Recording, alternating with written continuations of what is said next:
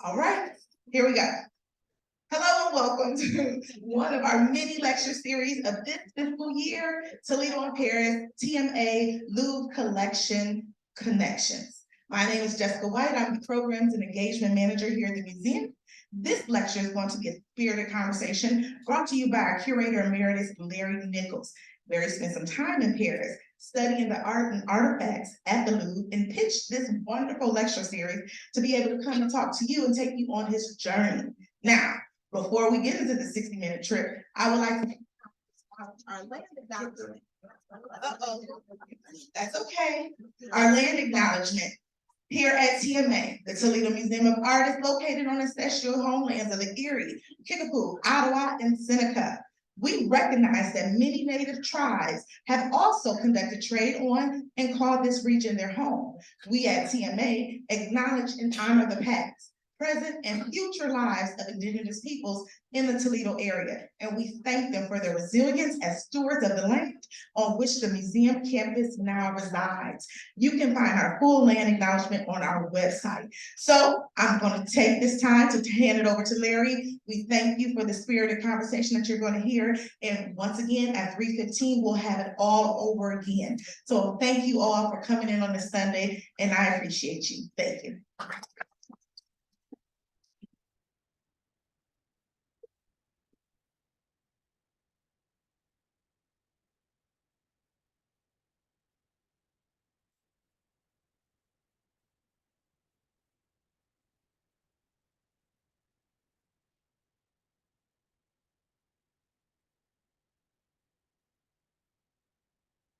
Testing. Olivia, testing. What did I do? 1, 2, 3, 4. 5, 6, 7.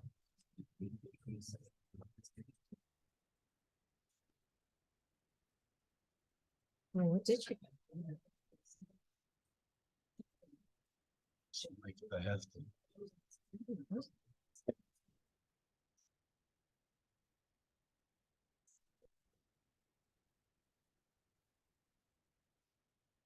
Testing. 1, 2, 3, oui. Merci.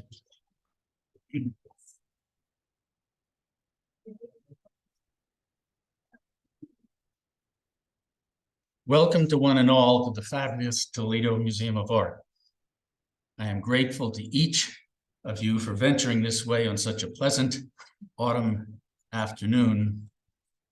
But as this presentation is being videoed, feel free to stand up right now, bolt the premises, and watch it on its recorded tour. And please tell anyone you know that there will be access to this video recording. It is truly an honor to be here. This is my first public appearance in our venerable institution as curator emeritus. At the outset, I wish to acknowledge the assistance of TMA staff members Julia Hayes and Paula Wright for help with images and information procurement, as well as Jessica White, who kindly introduced me for general program organization, and my new best friend, Olivia from IT. You can see why I need her. I'm so technically challenged. I usually wear loafers because I can't even tie my shoes. In light of the fact that 2 days from now, and more importantly, 1 year from today, exactly 5 November 2024 is Election Day, I simply can't resist commencing in any other fashion. There were no hanging chads. There were no votes demanded to be found. It was a legitimate, uncontested, and certified ballot, though to be sure, the Toledo Museum of Art's marketing office went to town with getting the vote out.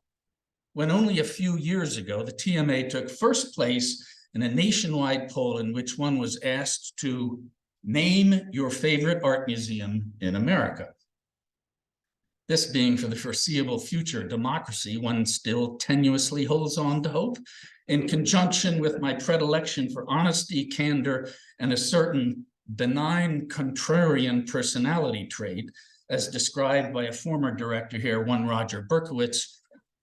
At the all-staff meeting in which this accolade was announced, I stood up and shared to the intense consternation and utter disbelief of not a few of my colleagues, that I cast my vote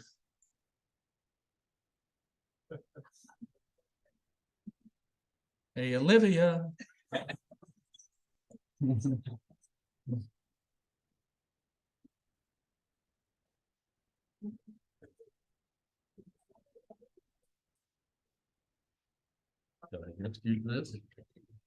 I can just. No.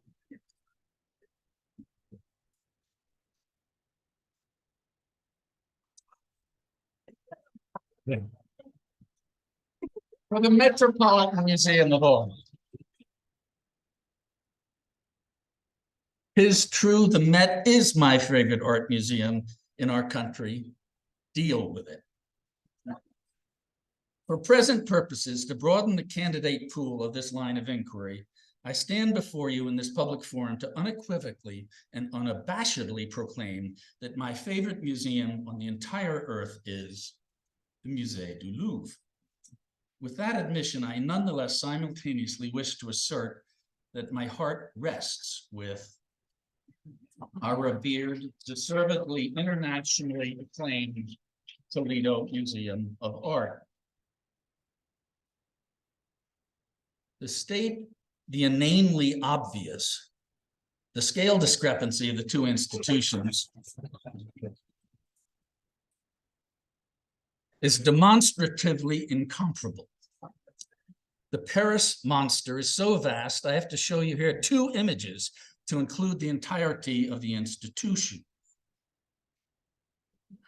And whereas our beloved museum, founded in 1901, our main building that we're in, opened its doors in 1912, owes its existence to the civic mindedness of Edward Drummond Libby. The Louvre began as a fortress at the end of the 12th century, became a royal palace in 1546, and a museum in 1793.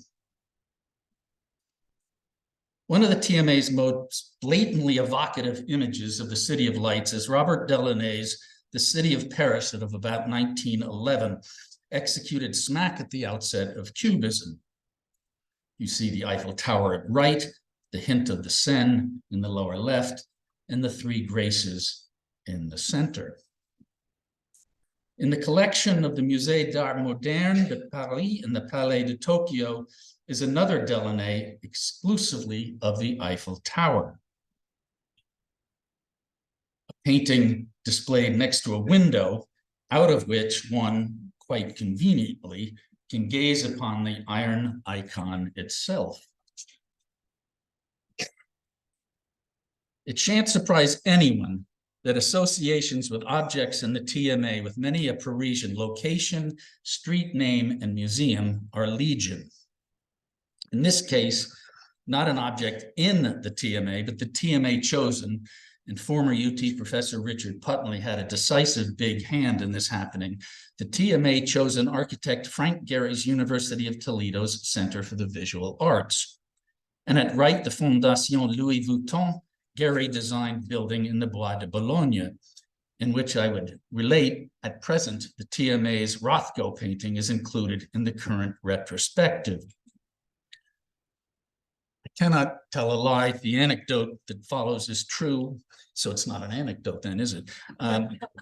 When this building, Frank Gehry's center, you see it left, was under construction, and it became evident that one of the professor's offices, an 11-sided space, it was chosen to be the office of Professor Mark Gerstein. I'm not sure if this tells you more about Frank Gehry or the provocatively fascinating personality of Mark Gerstein.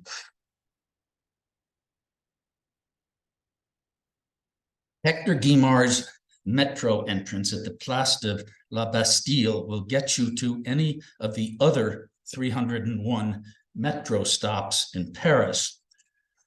But I wouldn't suggest attempting to rely on the TMA metro entrance for transportation. Lingering with the Art Nouveau artist, literally around the corner from where I resided in Paris earlier this year, is the Agudas Hakahilos Synagogue, built in 1913 to the design of Guimard. And I juxtapose its curvilinear facade with the TMA's Guimard fireplace of a decade earlier. In this image of a man and his beast,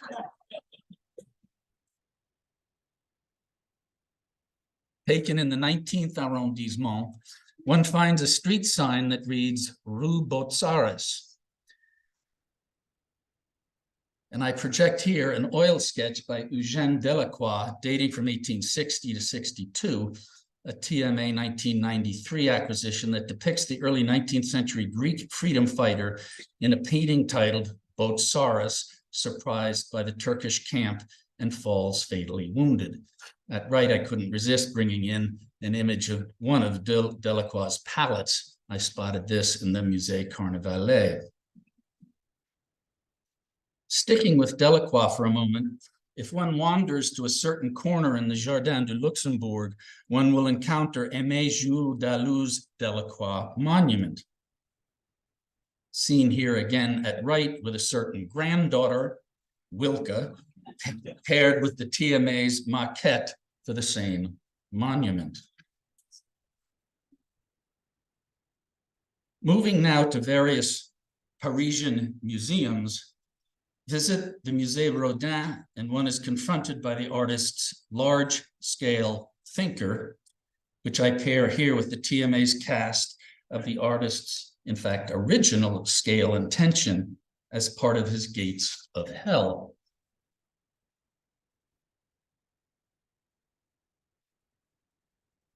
Go to the Petit Palais, and one finds displayed a gilded bronze Amphitrite after a design by the 17th century French sculptor Michel Anguier. At right, I show you, sadly not on view for more than a decade now, the TMA's over life-size version of the composition. In another gallery of the remarkable Petit Palais, one finds a terracotta bust of Franklin. And you see the Toledo Museum of Art there on the right. Venture to the superb Museum of Asian Art, the Musée Guimet, and one encounters an enchanting 11th century Cambodian female divinity figure here at the left. And at right, you see the TMA's comparable 12th century sandstone torso of a female deity. About an hour ago, I was up in the gallery looking at this, and the detailing of her fabric that is just astounding. Encore at the Musée Guimet at left, it's 15th or 16th century Tibetan gilded copper Buddha Shakyamuni. And at right, the TMA's Tibetan 15th century seated Buddha, the generous gift of the Georgia Wells Apollo Society, a donor organization open to one and all. And in all candor and seriousness, if that's something that would be right for you, please contact the museum's development office and consider membership. But a half-hour drive outside the city at the National Museum of the Renaissance in Écouen, one will see a 17th century Nautilus cup, much like the one on view upstairs, seen here at right. And within one of the true gems of the French capital, in the landmark two oval spaces in the Musée de l'Orangerie, one will be spellbound by the uncanny horizon line-less environments of water lilies created by Monet, painted at his home in Giverny. And you know what's coming next, the Toledo Museum of Art's sketch, a study in preparation for this cycle that he and Clemenceau made as a gift. Well, Clemenceau arranged it, and Monet wanted to give it to the country. In 1935, the Toledo Museum of Art acquired these two wonderful Vincent van Gogh paintings, or as the Dutch would pronounce it, Vincent van Gogh. I had a Dutch professor once. He said, if you pronounce the letter G in Dutch in front of a mirror and the mirror remains dry, you're mispronouncing the language.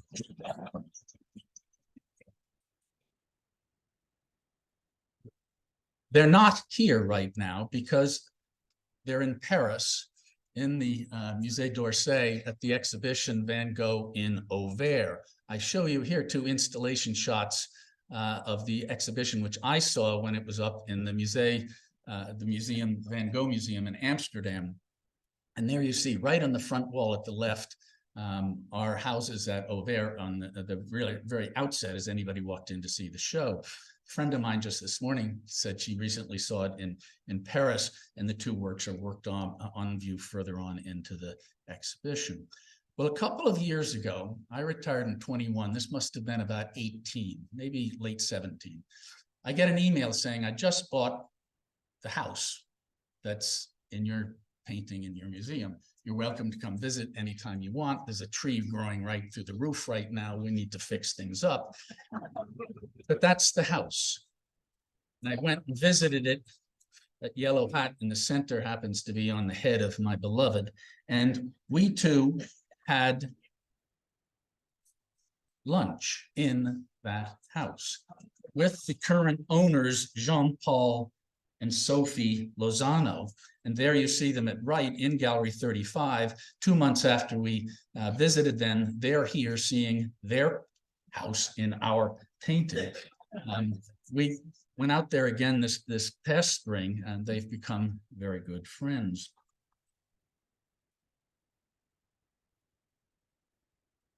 Toledo's Museum of Art's French bent very much owes tip your hat to director Otto Whitman, 1959 to 1976 in that capacity. He was here previously a little bit as deputy director under Blakemore Godwin. The Louvre's, one of the Louvre's very first directors was Baron Dominique Vivant Denon, who you see here in an 1812 portrait by Pierre-Paul Prudhon. He was the director of the Louvre from 1802, perhaps by force. He renamed this museum the Musée Napoleon, which didn't last all that long now, did it? Think 1815. The riverside wing of the Louvre, in fact, is named Denon. And why I'm showing you Prudhon's portrait of him with the Vigée Lebrun portrait of Isabelle Teotocchi Mariini, inscribed in the lower left corner of our portrait. One reads, in the wet paint, turn the brush around and just literally into the wet paint, the artist Vigée Lebrun scrolls, Vigée Lebrun à son ami Denon à Venice, 1792. Denon had introduced Marini, the woman you see here, to the painter Vigée Lebrun, who had fled Paris due to the revolution. So it's truly, keep your distance from the painting, respect our protective service agents who are doing their job, hands behind your back, and go look closely at the lower left corner of the painting. Now, the two most well-known parallels between the collection of the TMA and the Louvre, experienced and recognized by any sentient visitor to both institutions, are Jacques-Louis David's Oath of the Horatii of 1784, which is on the wall there and at left, and our oils painting after it by David, as well as Baron Gros' Battle of Eylau, Napoleon taking care of the wounded is the propaganda of this image.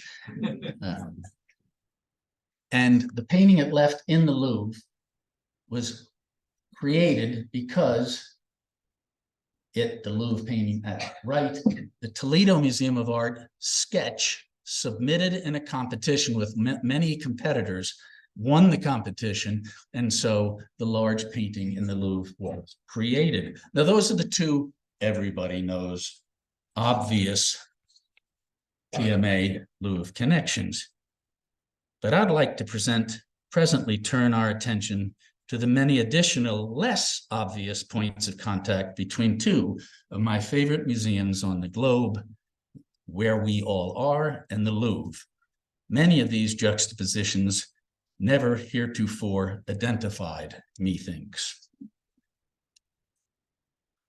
Though I first visited the Louvre as a youth of 15 on a trip with my wonderful parents,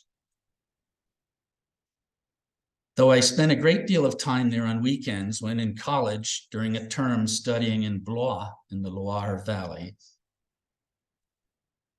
and though I spent gobs of time in the galleries on countless visits to the immense museum during my decades as a curator, first at the wonderful Philadelphia Museum of Art and here for 28 plus years thereafter, a long mused about, inspired by rest in peace Kurt Luckner, lengthy stay was the first of a lengthy stay from the 1st of February to the end of June of this year afforded me the opportunity to visit every single gallery of the museum.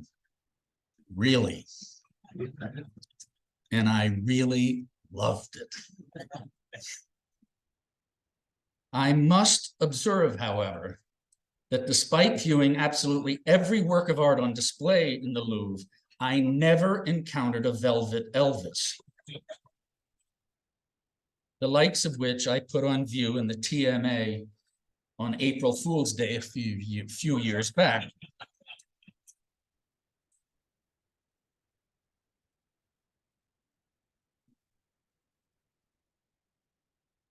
The Louvre just might risk an attendance drop-off if it continues to rely solely on the Mona Lisa.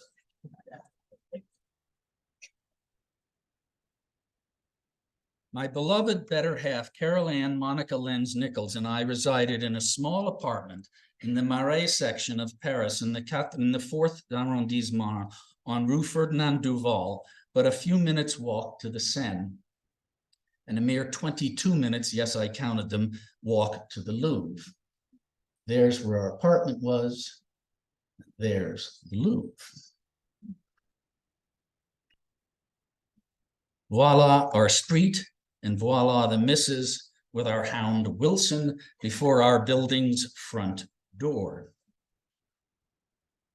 Its precipitous spiral staircase doubtless would have intrigued André Kertész, the Hungarian photographer, and as any dog owner is quite aware, canines have a way of being front and center. At left, the Bibliothèque Forny, and at right, the recently reopened Bibliothèque Nationale. I'm showing these because, yes, I did go to libraries besides just museums. And in fact, in these two spaces, I worked on my share of the indemnification application for the exhibition that opens at the Toledo Museum of Art on January 20th, The Brilliance of Caravaggio, 4 paintings in focus. Let's now proceed roughly chronologically in a TMA Louvre romp.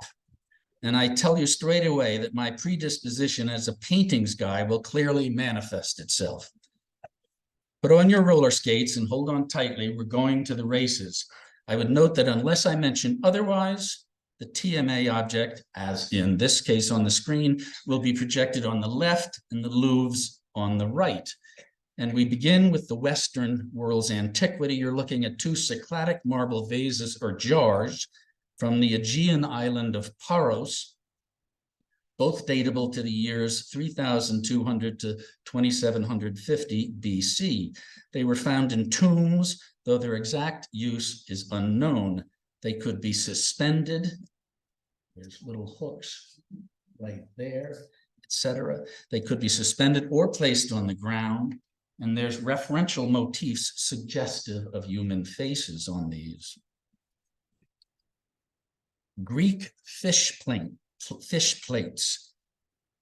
They were made in southern Italy, Greece having control of that territory at that time in the 4th century BC.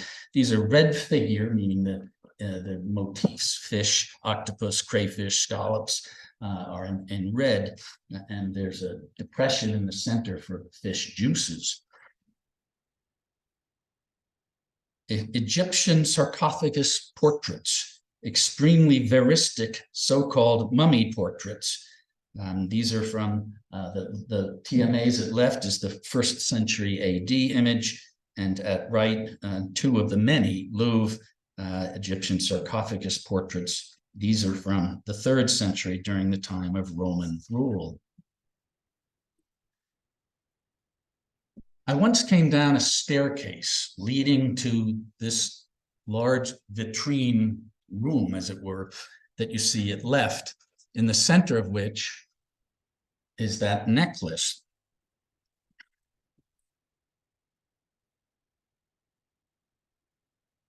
And I immediately realized it may well have been what inspired Jean-Léon Gérôme in 1866 to paint this portrait, this painting of Caesar and Cleopatra that has more than once been on loan to the Toledo Museum of Art.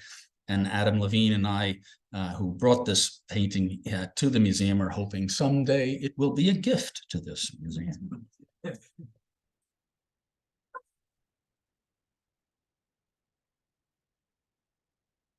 Asia was just looking at our Jolie screen, Mughal, India, 1st quarter 17th century, a zigzag jolly, a decorative stone window screen, likely from a palace window. Ours being a superlative acquisition made by the museum's former curator of Asian art, Carolyn Putney, with its superb hexagonal and octagonal patterns. It's a mesmerizing pattern. It's better than the one in the Louvre. Do you remember Kurt Luckner saying our works of art were better than that in the British Museum? I miss him. If I could have, remember I told you I wear loafers for a reason. If I could have figured out how to put this smack next to this, because there's a hinge there that once was linked with that hinge, ditto down below, I would have, because what you're looking at are 2 French, carved around 1300, 2 wings of a hinged shrine, a diptych intended for private devotion, separated probably only in 1950, the year the left wing, representing the Virgin and Child, was acquired by the Louvre, and the year the right wing was depicting the crucifixion was acquired by the TMA.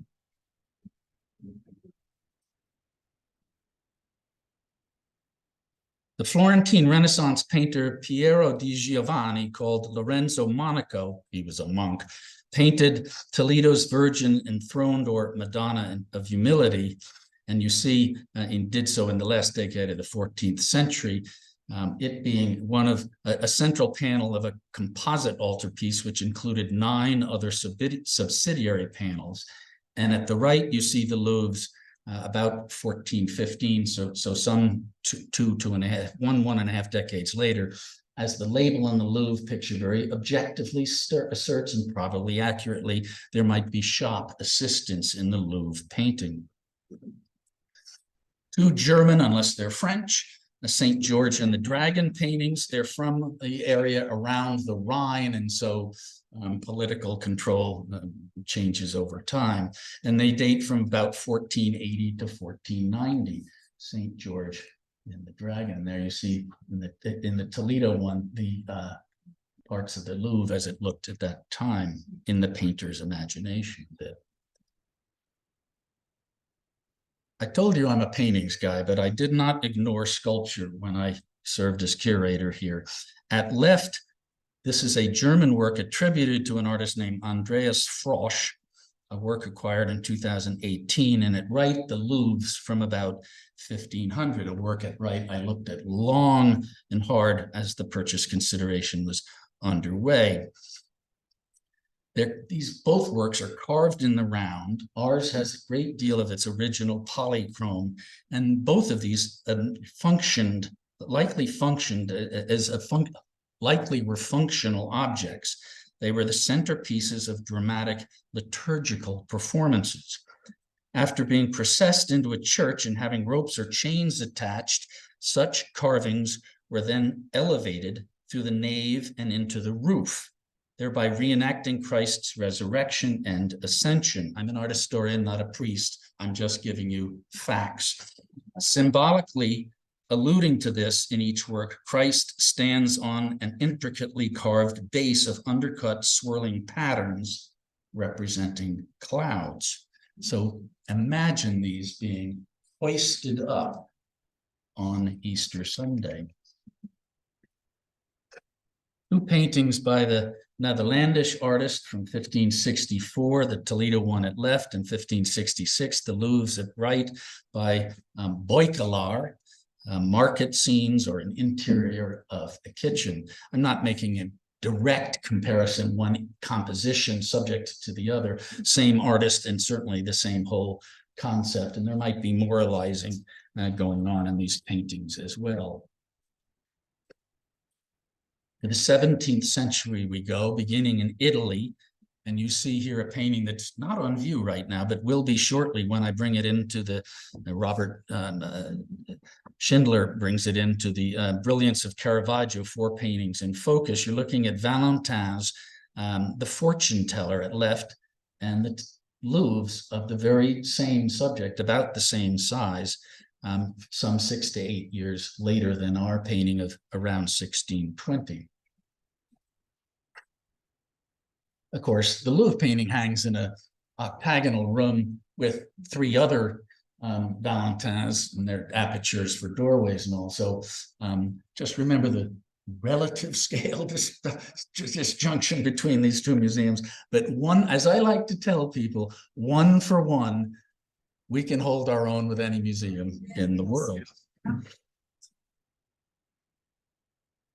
Artemisia Gentileschi, the Louvre, the Toledo Museum of Art at left's Lot and His Daughters, this Old Testament story. Our painting was acquired in 1983 as a work by the Neapolitan painter Bernardo Cavallino. My wonderful predecessor, rest in peace, Bill Hutton, had this painting bought for the museum. He stood me in front of this painting when I was still young here and said, "Larry, I don't know who painted this, but it's a great painting," and let that kind of sink into you. And guess what, everybody? The attribution of this painting has changed. It's actually been upgraded. It's now called Artemisia Gentileschi, but it was bought here, as I said, by Bernardo Cavallino, who painted the wonderful painting at right at the Louvre of Lot and His Daughters. Our Artemisia will be included in the Brilliance of Caravaggio as well, the show that opens January 20th.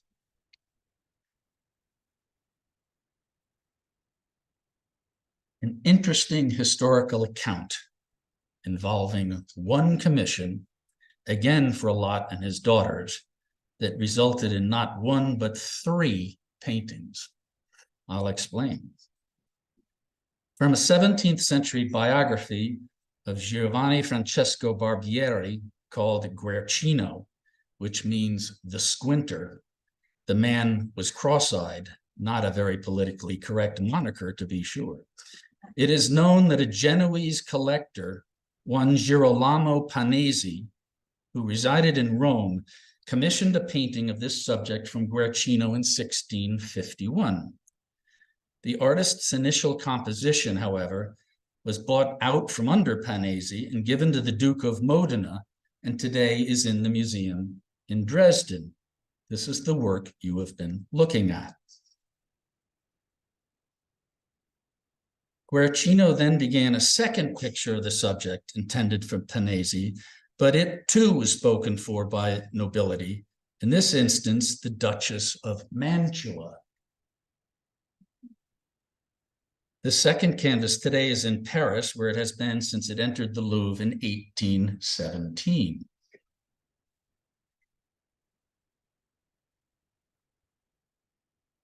Dresden left, Paris right. Finally, Panesi got his painting when Guercino executed the present canvas, which the TMA purchased on the open market in 2009. You can see only in the Toledo one is the lot separated. The other two compositions have daughters left and right. I'm just making a compositional observation, not a quality judgment, although art is in perfect condition.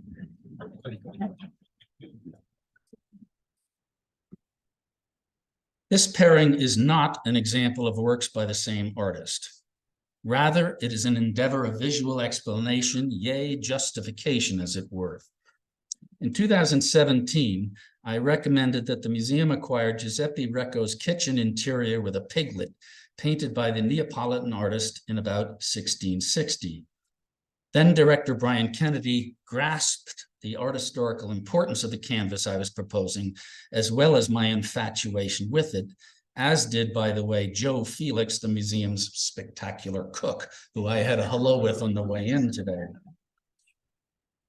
But many thought I had lost it, proposing such a, to some, bombastic, though I would say subtle, composition. Recco's subject of foodstuffs, including slaughtered animals, has a long tradition, and I hasten to point out that said tradition continues to this day. To take just one example, at right is a still life in the Louvre by Francesco Goya, the late 18th and early 19th century Spanish painter, one of the most deservedly famous artists of the Western world of all time. It was one of 12 still lifes painted by Goya that the artist hung in his own dining room. Though ostensibly about food, its true subject, by extension, is human mortality. Challenging images indeed. Though it appears to be a finished work of art, the canvas it left, acquired by the TMA in 2020, nonetheless is thought to be the modello, a working sketch, for Philippe de Champagne's large altarpiece commissioned in the mid-1650s for the main altar of the church in the Grande Chartreuse, the head monastery of the Carthusian religious order located north of the mountains in Grenoble, a painting today in the museum in that city in the Alps. So at the right is not the painting in Grenoble, rather a Louvre painting of the subject by Champagne, which predates the TMA composition, but you can certainly see the similarities. And in the very neighborhood that we resided, I saw this plaque on a wall as we were walking our dog around the neighborhood, that Philippe de Champagne lived in this building and he died on that location. So these artists weren't just names on an object label in the Midwest. They really existed, and spending time there just brought this so home to me. Eustache Lesueur's The Annunciation was a component of an altarpiece for a private home in the Marais in Paris, the very area in which we resided. And there at the right is a much larger and slightly different composition, angels upper right as well, but absolutely you feel you're back in Toledo when you're in Paris and vice versa. A painting I hold dear, Louise Moyon's still life of citron and curacao oranges in a white polylobed dish painted in the early 1630s, acquired in my last year of employment here. Go look at it again if you know this painting. It's in Gallery 23. Am I right? Somebody help me. Sounds right. The off-center compositions, the color harmonies, it's just a gem. I know my notes say right here, I'll read it. I'm biased and then some. I'm also the first to admit I prefer it to the two in the Louvre. The Kimball Museum in Fort Worth just bought a Louise Moyon as well. It's a great painting. So if you're Texas bound, I share that. Once thought to possibly be by the hand of the 17th century French painter Mathieu Lenain, one of three brothers of that family name, and so published as that in the last museum catalog of our European paintings, wildly out of date, the 1976 catalog. The canvas now bears an attribution to an artist who goes by the pseudonym Maître de Jeu, master of the games. due to its likely being done by the same unknown painter responsible for the work you see at the right in the Louvre, in which two men at table are engaged in a game of backgammon. Sticking with, moving to Dutch paintings, you see here two 17th century civic group portraits. At the left, the Toledo Museum of Art Syndics of the Amsterdam Goldsmith Guild, a painting from 1627. And this painting would hung in their guild hall. In essence, these are quality control individuals responsible for the guild's production. And at right, another civic group portrait, this by Bartholomeus van der Helst. The TMA has a single portrait of a man by this artist, but I pair it with the Thomas de Keyser because they're both civic group portraits. Ari de Vos, Pallas Athena and the Nine Muses, oil on canvas, 1662, in a modern frame, but a wonderful frame at that. He was a Dutch artist active in the 17th century in the city of Leiden, Rembrandt's native town, where he and others were renowned for their meticulous technique, hence they were called fine schilders, fine painters. It's his largest known painting. It depicts Athena, goddess of wisdom and patroness of the arts, visiting the Nine Muses on Mount Helicon. There's Pallas Athena standing at left, and I just love the names: Urania, Clio, Polyhymnia, Thalia, Melpomene, Erato, Calliope, Euterpe, and Terpsichore. If you're searching for children's names, there you go.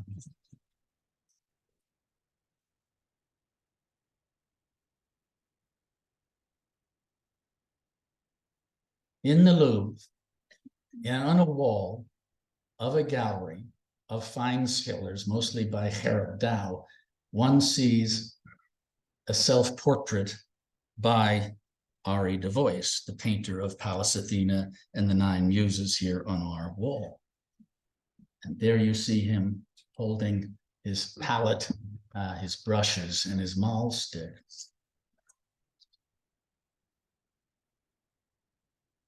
Before we leave Dutch painting, I want to call to your attention the following. You see here a painting acquired by the TMA in 1956. I was 2 years old. Flower Still Life by Rachel Rausch, whose life dates are 1664 to 1750. She is not represented in the Louvre. But my talented and esteemed successor and now good friend, Robert Schindler, is organizing an exhibition on her oeuvre that will be on view here in a couple of years. Believe me, you won't want to miss this exhibition. So let's move on to the 18th century. You see it left sadly off view and has been for many, many years. In fact, since August of 2015, a writing table, a French 18th century writing table, a bureau de plate. And at the left is the Toledo object, and at the right is the Louvre's, a similar one from the mid-1760s by the famous Joseph Baumhauer. Some of you, I just know it, will remember the focus exhibit that then assistant curator Giancarlo Fiorenza and I organized in 2003, 3 years after the TMA acquired the 18th century Roman painter Giuseppe Cades's Virtue of Lucretia. At right is the Toledo painting I just cited, and at left, because visually they need to be this way, the raison d'etre for the exhibition, we wanted to display our painting with its pendant in the intention of the artist, the Louvre's Achilles receiving the ambassadors of Agamemnon. What you see now is not in Ohio or France. Those are people down there. What you are looking at is the Gesù Nuova in Naples. And immediately, as one enters the church and does an 180 about face, one is confronted with this enormous fresco of 1725 by Francesco Solimena depicting Heliodorus expelled from the temple. The question is, does the TMA here at left have the modello, that is the planning sketch, or a ricordi, that is a work after the fresco, which is also to say, does the Louvre here at right have a ricordi or the modello? As far as I know, the jury is still out on this one. A beloved work of many, the composition being a self-portrait by Maurice Quentin de la Tour, the most renowned pastelist of 18th century France. I carefully so word my description of the TMA work because no less than 20 versions of it exist. And only a few years ago, the Louvre acquired what is now understood to be the original that was displayed at the Salon Paris of 1737. In May, I made an appointment to see the Louvre's pastel in storage. And I must candidly state that its touch and spontaneity is superior to our work of art.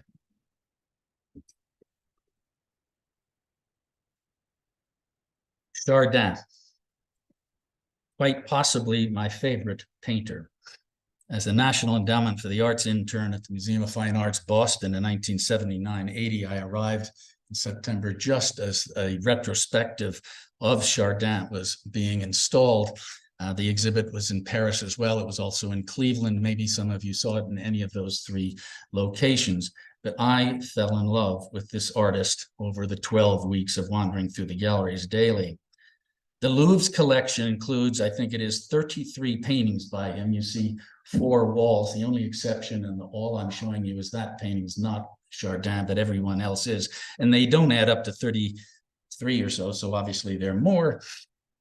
And it has blocked, the Louvre has blocked the sale of another that recently was won at auction by the Kimball in Fort Worth in the hopes that it might become the 34th. They've got till December 24th. It is a nice, interesting day. It's my wife's birthday. They have until that day in 2024 to come up with the money to buy the painting, or it goes to Texas. There's one of the absolute most amazing paintings at both of them. I love Chardin. This is the great painting of a brioche, and at right, a painting that was included in the 1997 Hood Museum of Art organized exhibition, Intimate Encounters, Love and Domesticity in 18th Century France, which was on show at the TMA. So some of you may recognize this painting from being here as well as being in Paris.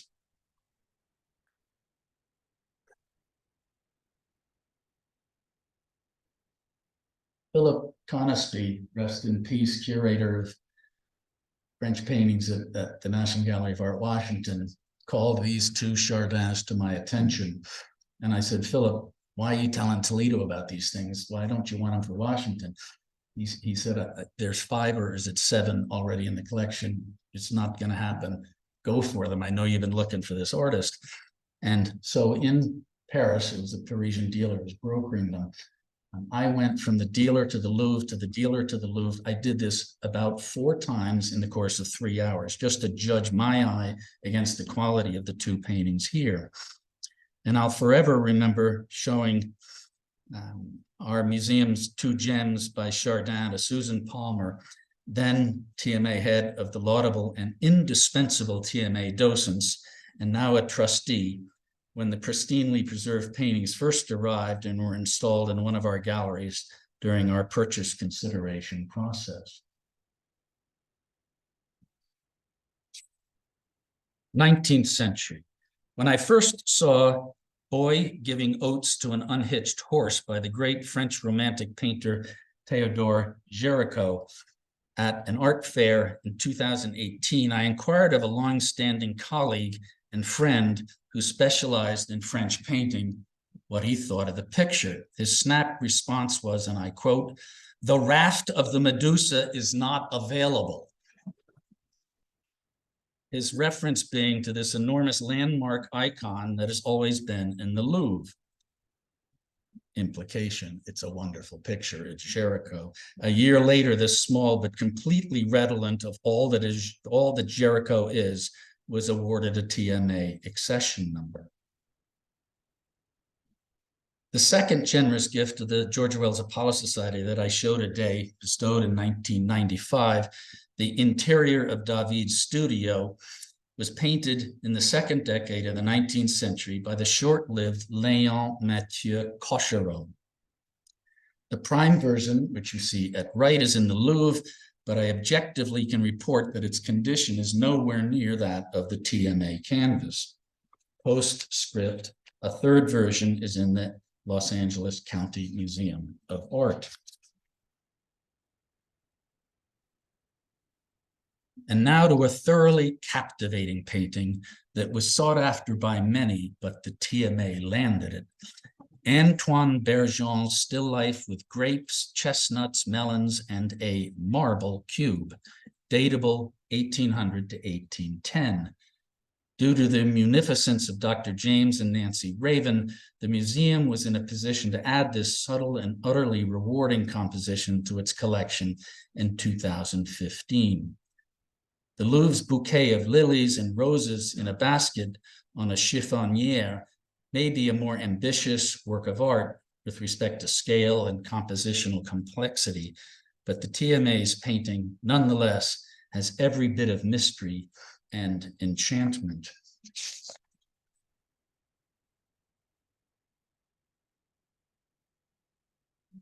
Two images of the Louvre's interior atria with French sculpture. The floor plan of one part, well, they're both atria I just showed. There and there, I believe that's what it is.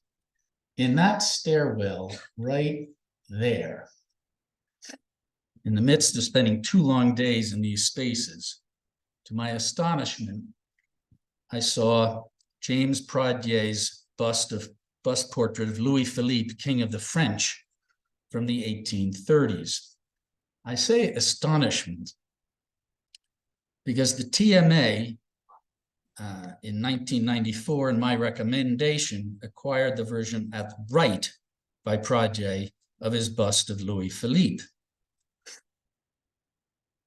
On the Louvre version, I have to confess, I don't think I knew of the Louvre bust, which must be the original due to this signature. I don't think I knew of this version when I was proposing acquiring what we did. Ours, I just noticed, I must have known this and my report must have said it, but I sure didn't know about this signature on the Louvre version or the existence of it. Ours has an inscription on the back, Pradier, as well. And lo and behold, on one of our climbs of the Arc de Triomphe, I encountered yet another version just at the top before you go outside and look down the Champs-Élysées. So here you see, therefore, the Louvre, the TMA, and the Arc de Triomphe versions. C'est la vie.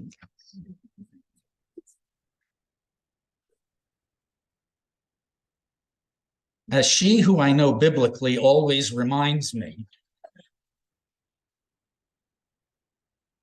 René Lalicque's poppy necklace of 1900-1903 in the Louvre, in the Toledo collection, is juxtaposed here with a wonderful work in the Louvre.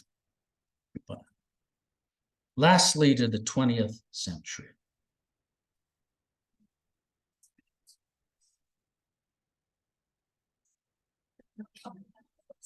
A certain gentleman contemplating the Dutch artist Jan Bogaerts' still life with azaleas painted in 1912 and acquired by the TMA in 2019.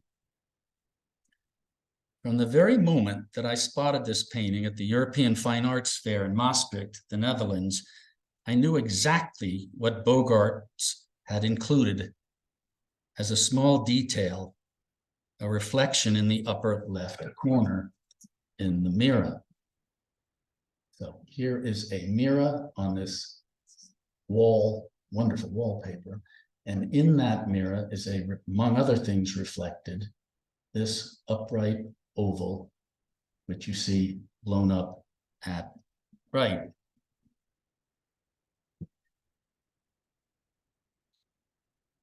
In one of the galleries just prior to the victory of Samothrace that you see there, a portrait by David in the Louvre came straight to my vision.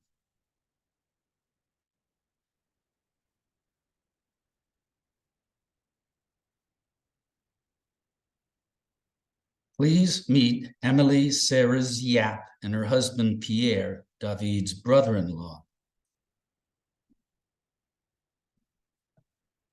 And as you can see, there is David's Emily in reverse in the Toledo Museum of Art's Jan Bogaerts.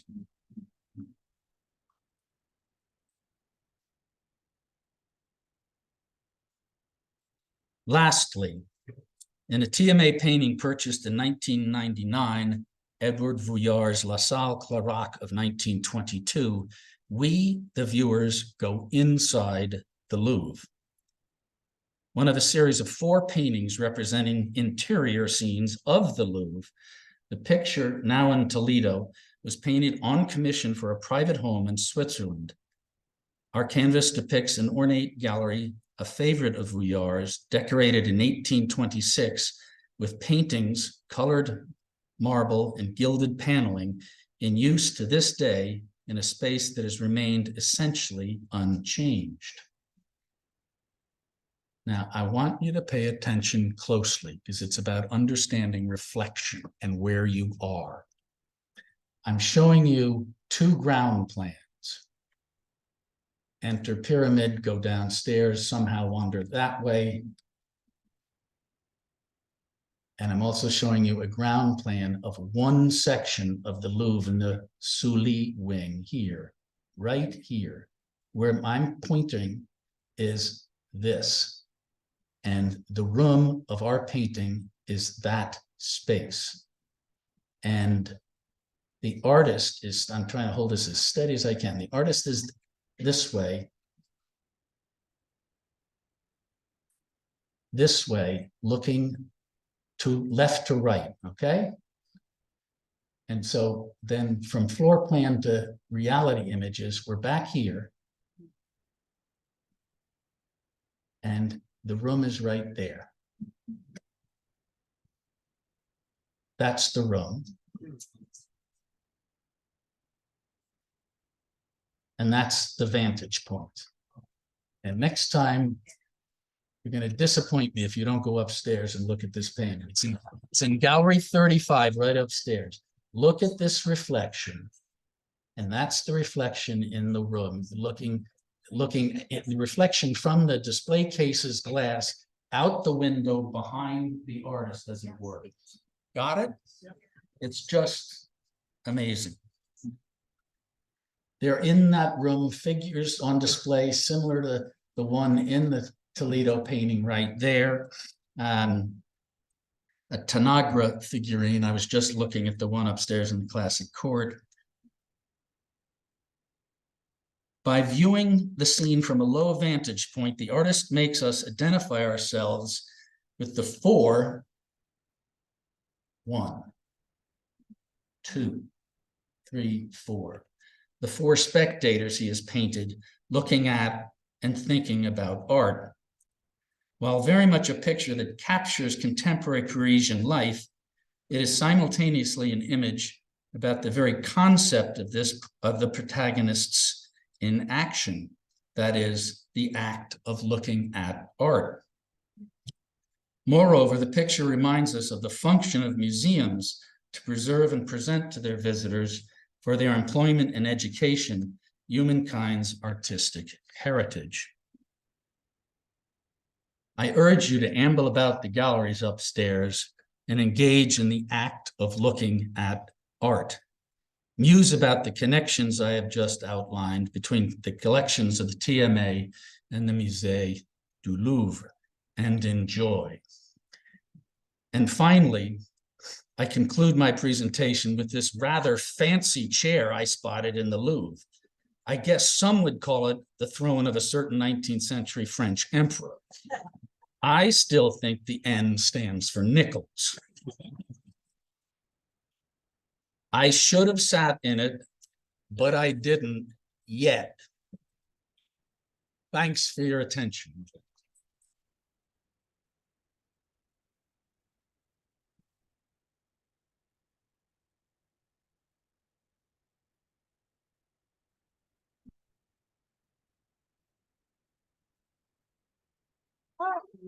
Okay, test.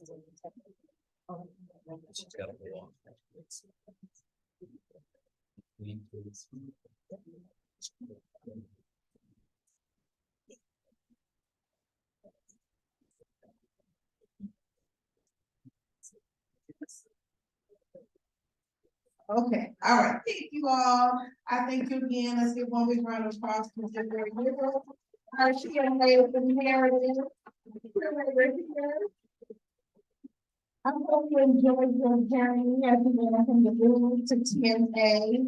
We do invite you, if you heard Larry in his lecture, January 20th is the opening of the Cavallino exhibition, and it is curated by none other than Mr. Nichols. So we invite you all back on January 20th. That's opening weekend. If you're a member, we're gonna have some programming that Friday on January 19th. January 18th will be a donor reception, and on January 26th will be our first lecture of that series, and that will take place in our great gallery. So I hope to see all your faces then. Enjoy your holidays, and we thank you again.